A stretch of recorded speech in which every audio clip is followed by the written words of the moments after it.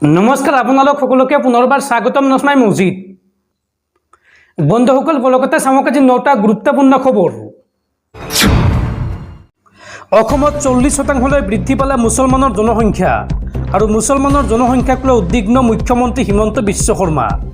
1951 চনত মাত্ৰ 12% আছিল মুছলমানৰ জনসংখ্যা আৰু 2024ত এই জনসংখ্যা বৃদ্ধি পাই হৈ গৈ 40% আজি মুখ্যমন্ত্ৰীয়ে ৰাজহুৱা কৰিলে এই তথ্য অসমত 40% বৃদ্ধি পালে মুছলমানৰ জনসংখ্যা আজি মুখ্যমন্ত্ৰীয়ে ৰাজহুৱা কৰিলে এই তথ্য 1951 চনত মাত্ৰ 12% আছিল মুছলমানৰ জনসংখ্যা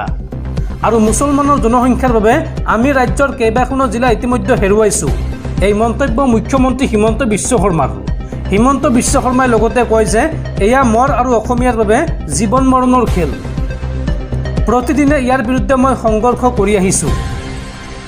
জনগাঁথনি পৰিৱৰ্তন আমাৰ বাবে এটা ডাঙৰ সমস্যা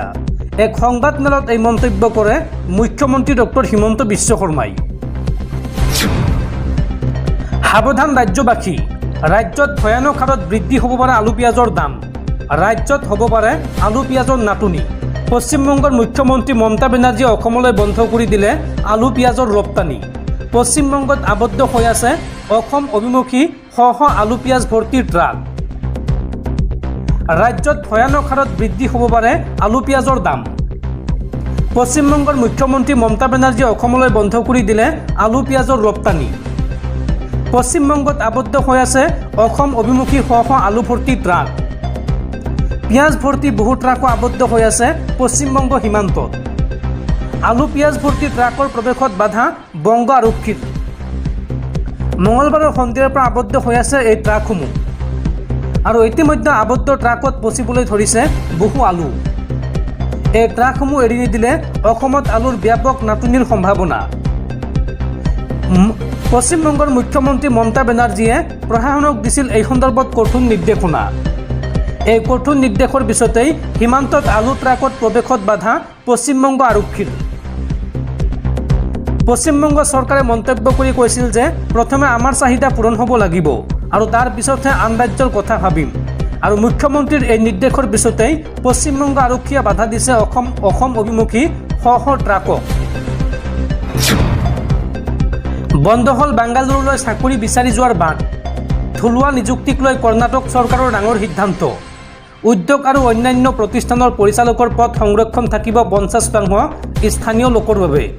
আৰু পৰিচালকৰ পদবীৰ বাদে অন্য পদ সংৰক্ষণ হ'ব 75% এখন বিশেষ বিধেয়কত অনুমোদন কৰ্ণাটক কেবিনেটৰ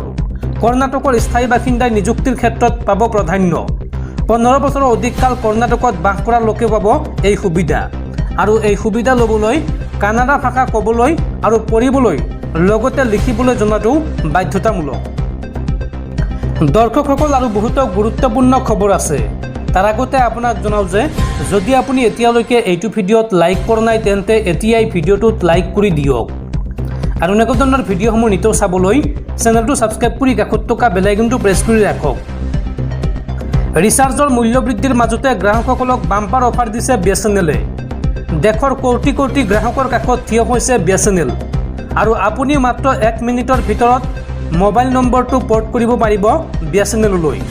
কেনেকৈ কি কৰিব সমগ্ৰ প্ৰক্ৰিয়া চাওঁ আহক দেশৰ কোটি কোটি গ্ৰাহকৰ কাষত থিয় হৈছে বিএছএনএল জিঅ' এয়াৰটেল ভোডাফোনে বৃদ্ধি কৰিছিল ৰিচাৰ্জৰ মূল্য আৰু ইয়াৰ পিছতে হাহাকাৰ লাগিছে দেশৰ কোটি কোটি গ্ৰাহকৰ মাজত নিশাটোৰ ভিতৰতে লাখ লাখ গ্ৰাহকে মোবাইল নম্বৰ পৰ্ট কৰিছে বিএছএনএললৈ দেশত এতিয়া চলিছে #চুইচ টু বিএছএনএল ট্ৰেণ্ড আৰু আপুনি মাত্ৰ 1 মিনিটৰ ভিতৰত মোবাইলৰ নম্বৰটো পৰ্ট কৰিব পাৰিব বিএছএনএললৈ কেনেকৈ কি কৰিব চাওঁ আহক ইয়াৰ বাবে আপুনি 1900 নম্বৰলৈ প্ৰেৰণ কৰিব লাগিব এটা মেছেজ ইংৰাজীত আপুনি পৰ্ট লিখি স্পেচ দি তাৰ পিছত আপোনাৰ মোবাইল নম্বৰটো লিখিব আৰু তাৰ পিছত 1900 নম্বৰলৈ প্ৰেৰণ কৰিব আৰু এই নম্বৰত প্ৰেৰণৰ পিছতেই আপোনাৰ মোবাইল নম্বৰটো বিএছএনএললৈ পৰ্ট হৈ পৰিব মূল্য বৃদ্ধিৰ এই সময়তে বিএছএনএলে 15টাকৈ প্লেনত আগবঢ়াইছে বাম্পাৰ অফাৰ আৰু প্ৰতিদিনে বৃদ্ধি পাইছে BSNLৰ গ্ৰাহকৰ সংখ্যা